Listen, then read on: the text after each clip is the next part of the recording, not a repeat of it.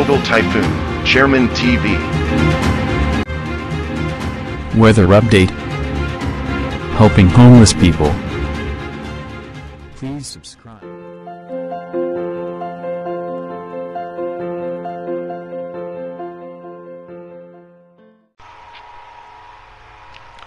Magandang umaga po. Ito po ang latest update natin ngayong araw, July 18, 2024.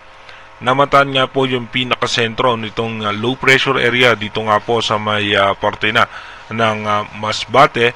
At asahan nga po natin na makakaranas nga po ng mga biglang pagbuhos ng pagulan ang Visayas, Bicol Region, Caraga, Marinduque at Romblon dahil nga po yan sa low pressure area.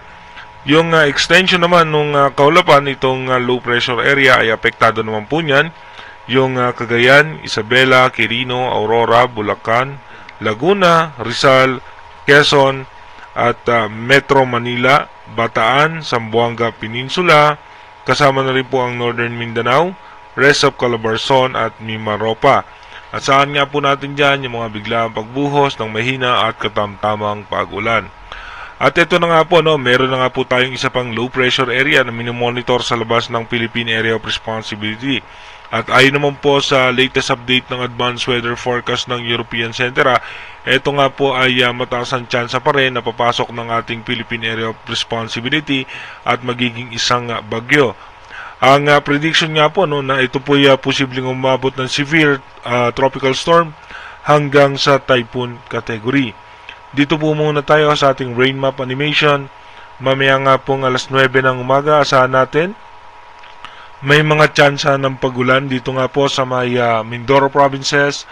Asahan din po natin yung makulimlim na kaulapan dito nga po sa may parte ng Metro Manila. Asahan din po natin sa may northern portion ng Palawan may mga tsansa ng mahina at katamtamang pagulan lamang. Pagdating naman po ng alas 2 ng hapon, mataas nga po ang tsansa ng pagulan sa Bicol Region, northern portion ng Visayas, sa may Palawan, western section po ng Mindanao, Central Luzon, Metro Manila at western section ng Northern Luzon. Pagdating naman po ng alas 5 ng hapon, mas mataas pa rin po ang tsansa ng mga posibilidad na pagulan sa may parte ng Bicol Region, Mindoro provinces, Central Luzon, at dito nga po sa may Batangas, sa may Laguna, Cavite. Asahan din po natin sa may parte ng Quezon, sa may Pangasinan, Tarlac, Zambales, La Union, Ilocos Region ay mataas po ang tsansa ng mga biglang pagbuhos ng pag-ulan. At pagdating naman po mamayang alas 10 ng gabi, asahan naman po natin na makulimlim na lamang ang ating kaulapan na may kasamang isolated rain shower. Pero dito nga po sa may Mindoro provinces, medyo mataas po ang tsansa ng mga biglaang pagbuhos ng pag-ulan. Dumako na nga po tayo sa ating advanced weather forecast. Dito nga po sa ating advanced weather forecast, mapapansin nga po natin yung pagkilos nitong low pressure area, at ito nga po ay posibleng mamayang alas 11 ng gabi ay nasa coastal water na po yan ng Mindoro provinces. At pagdating naman po ng kinabukasan, July 19, asahan nga po natin ito nga po ay nasa coastal water na nga po ng northern portion ng Palawan, at asahan natin nahahatakin nga po nito yung southwest monsoon o yung hanging habagat na magdadala naman po ng pag-ulan. Pero dito nga po sa may parte na to sa may West Philippine Sea, dahil nga nasa karagatan siya, hindi po natin nirurule out yung posibilidad o yung tsansa na dito po ay mag-intensify siya bilang isang tropical depression. At pagdating naman po ng alas 5 ng hapon bukas, asahan natin mataas po ang tsansa ng pag-ulan. At pagdating naman po ng alas 11 ng gabi ng July 19, yung low pressure area nga na nasa labas ng Philippine Area of Responsibility ay posibleng pumasok na nga po yan ng PAR line. Pagdating naman po ng July 20 ng alas 8 ng umaga, nasa loob pa rin nga po ng Philippine Area of Responsibility o nasa pinakaguhit po yan ng PAR line itong low pressure area. At habang itong low pressure area naman na nasa eastern section ng ating bansa ay ito nga po ay nasa parte ng eastern section ng Central Luzon. Pagdating naman po ng alas 5 ng hapon, ito nga po mataas ang tsansa niya na mag-intensify bilang isang tropical depression.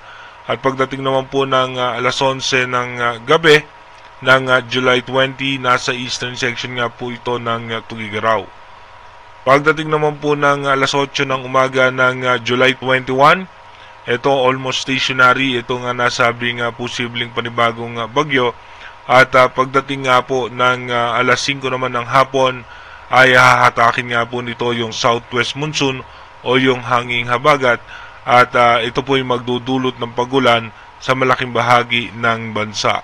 Pagdating naman po ng July 22, asahan pa rin natin na tuloy-tuloy nga po makakaranas tayo ng mga pagulan. At pagdating naman po ng July 23, masahatakin pa nga po niyan yung habagat at magpapaulan po yan sa western section ng ating bansa. At dito nga po ay mataas ang kanyang posibilidad na maging isang typhoon category. Pagdating naman po ng July 24, asahan natin may mga tsansa pa rin po ng posibilidad na malalakas na pagulan sa western section ng ating bansa. Iba yung pag-ingat at paghahanda para sa ating mga kababayan dahil posible na naman po tayo makaranas ng mga pagbaha at pagguho ng lupa. Again, inuulit po natin ito nga pong advanced prediction ng European Center is possible scenario pa lamang po yan. Malaki pa rin po ang tsansa na magbago yan. Kaya manatili po tayong tumutok sa ating advanced weather forecast para malaman nga po natin yung mga posibleng sama ng panahon na makaka-apekto sa ating bansa. Mag-iingat po tayo palagi. God bless po sa ating lahat.